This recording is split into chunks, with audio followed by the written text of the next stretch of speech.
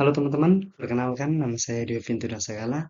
Saya mahasiswa dari perguruan tinggi STEM ITEM. Di sini saya akan membahas soal UTS mengenai sistem operasi. Yang pertama itu adalah apa itu sistem operasi? Sistem operasi adalah perangkat lunak yang mengelola perangkat keras dan perangkat lunak pada komputer. Sistem operasi atau biasa kita sebut dengan OS berfungsi sebagai perantara antara pengguna dan perangkat keras serta memungkinkan berbagai aplikasi berjalan di atasnya. Jadi, maksudnya itu adalah jika tanpa adanya sistem operasi, komputer tidak bisa digunakan sama sekali. Karena sistem operasi bertugas untuk mengelola perangkat keras seperti CPU, RAM, keyboard, mouse, dan juga komponen lainnya. Dan yang kedua itu adalah mengapa sebuah PC harus ada sistem operasi.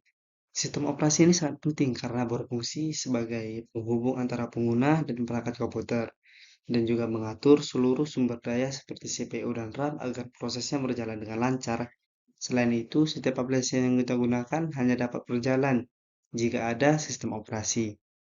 OS ini juga mengatur penyimpanan data dan menyediakan tampilan antarmuka agar pengguna dapat mengoperasikan komputer dengan mudah. Jadi intinya itu, PC membutuhkan sistem operasi supaya komputer bisa berfungsi dan dapat menjalankan aplikasi dan bisa dipakai oleh penggunanya secara nyaman. Nah, di sini kita akan membahas OS pada Windows 11. Sebenarnya OS itu bukan hanya terdapat pada Windows 11 saja, dan juga terdapat pada program Linux dan juga Android. Nah, pada OS pada Windows 11 ini, Windows 11 diumumkan di acara Microsoft pada 24 Juni tahun 2021, memiliki desain yang lebih modern dan minimalis, mulai dari menu dan juga taskbar, dan mendukung aplikasi Android lewat Microsoft Store dan memiliki fitur Snap Layout agar multitasking lebih rapi dan juga lebih produktif. Nah, di sini ada sistem operasi berdasarkan jumlah user ke program yang dijalankan. Sebelum kita ke single user dan multi user, itu apa sih sebenarnya multitasking? Multitasking adalah kemampuan sistem operasi untuk menjalankan beberapa program atau tugas secara bersamaan pada satu perangkat. Nah, di single user ini hanya dapat digunakan oleh satu pengguna dalam satu waktu, contohnya MS-DOS dan Windows 10. Jadi, maksudnya ini, jenis ini hanya mengizinkan satu orang menggunakan komputer pada satu waktu, tetapi bisa menjalankan banyak aplikasi sekaligus. Misalnya, kita bisa membuka browser, musik, dan juga Microsoft secara bersamaan. Dan yang kedua itu adalah multi-user.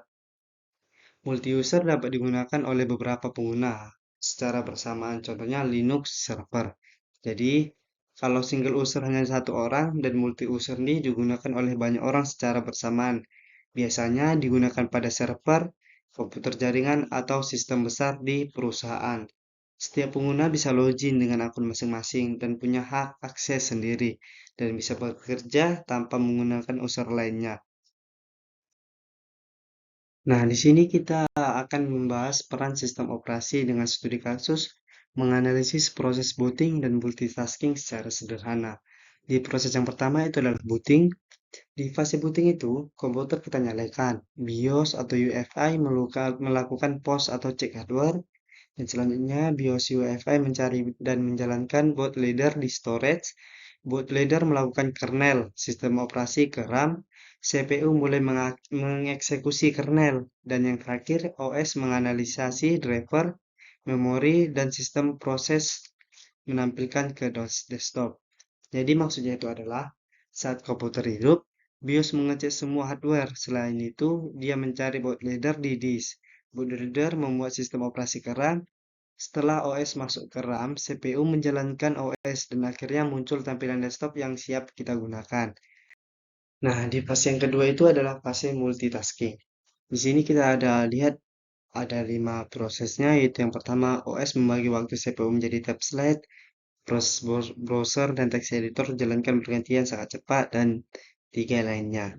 Nah, di sini maksudnya itu adalah walaupun hanya ada satu CPU, OS dapat membagi waktu sangat cepat. Browser dan jatah sedikit waktu, lalu text editor dan kembali lagi. Berpindah cepat inilah yang membuat kita merasa dua aplikasi itu berjalan secara bersamaan. Oke, di sini yang terakhir adalah input atau output. Di sini kita bisa lihat ada 4 tahap yang bisa kita lakukan untuk menginput atau outputnya. Nah, maksud dari yang keempat ini adalah kalau kita mengetik, OS akan tahu aplikasi mana yang sedang aktif atau yang sedang berjalan. Misalnya text editor. Jadi input akan dikirim ke sana. Kalau mouse diklik di browser, OS akan mengirim sinyal itu ke browser. Semua pertukaran data lewat sistem bus sebagai jalur utamanya.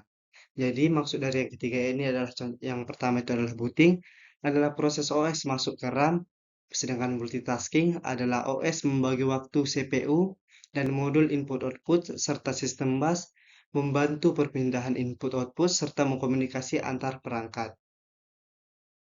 Sekian presentasi saya mengenai sistem operasi, dan jika ada salah kata dalam mempresentasikannya, saya ucapkan mohon maaf. Sekian dan terima kasih.